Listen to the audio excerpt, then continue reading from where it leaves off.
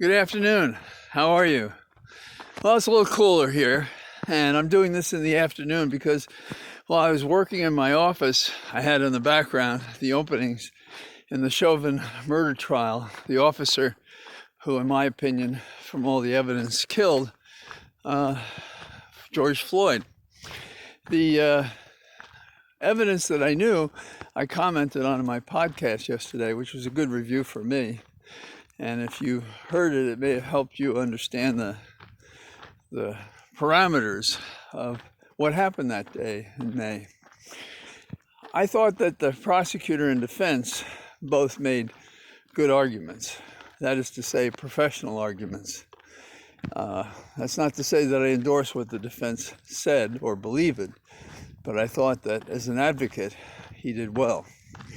Better, however, was the prosecution. The prosecution sort of divided the argument like Gaul into three partes. Omnis divisa est in tres partes. That goes back to Caesar's Gallic wars. The first part was to tell the story, which the prosecutor did. The second part was to describe how he's going to prove the case, with what witnesses saying what. So he got to tell the story a second time. The third part was what defenses you can expect in this case, and then telling the story, he chopped those apart.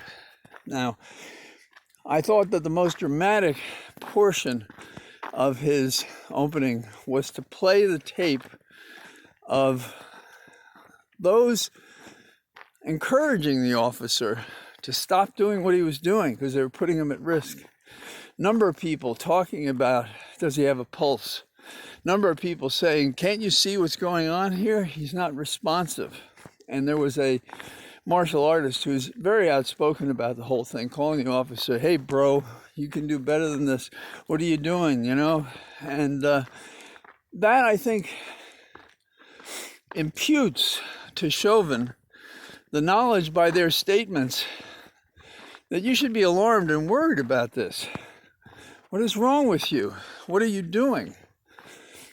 Now, none of them said you're killing him, but the clear upsetness of the people who were speaking was that concern, that Floyd was at risk, and perhaps given the urgency with which they spoke, they all believed the risk was life and death.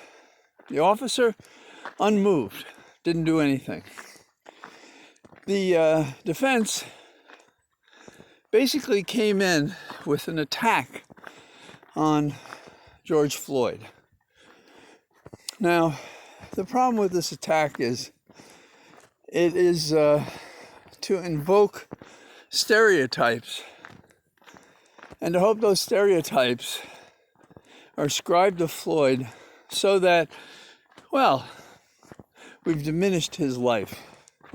We've diminished who he is. As compared to this officer who was acting reasonably, I don't believe it, but this is the argument, then you have to acquit him. And their target is one of 12. They have to get one person who says, I can't decide, he's guilty beyond a reasonable doubt. Now, the trouble with this defense is that we have a video and we get to see him. And so we can see that he seemed okay until these guys slammed him to the ground with his hands behind his back.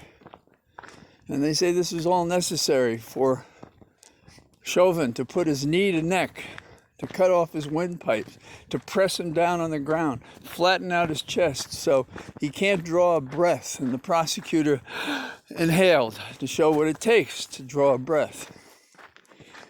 The defense said there were drugs in his system. And if I understand correctly, he was saying that this was on the day of the incident. And I think he was trying to emphasize, and we'll find out the quantities, which I don't think are going to be found sufficient. But they want to say there was some fentanyl in his system. And because of the national war on opiates and fentanyl, I think the defense counts on the jurors knowing something about that and thinking, oh yeah, that could be it. But to see the video, to hear what was said, it's a really hard slog to get from the obvious, most proximate apparent cause that killed George Floyd to an explanation that coincidentally, all of a sudden, something that hadn't bothered him caused the death instead. So, we're off to the races. The first witness was a crime dispatcher, and I wasn't sure he was getting too much down into the weeds, if you will. But she said something interesting, which is that she called a superior because she thought the picture must be frozen at the site because of what was going on. That's the kind of thing that becomes one of maybe many magic moments in this trial the jury seizes on, that a professional is disconcerted that a fellow officer might be doing the wrong thing with a person that he has in custody. So I think that the trial is off to a good start for the prosecution.